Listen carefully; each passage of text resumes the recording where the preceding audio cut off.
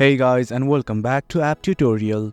In this video, we're gonna look at how to change the gender in Tinder PC. Now let's begin.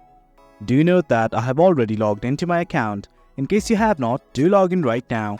If you're facing any issues while logging in, we have created a video regarding that issue as well.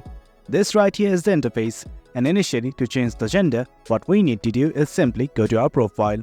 At the top left, here's a button like this, including your profile picture along with your name. Simply click on it, and this will open up.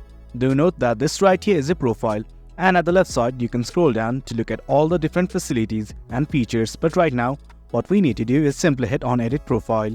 I'm gonna click on the button right here. Then something like this will open up. This is the Edit Profile section.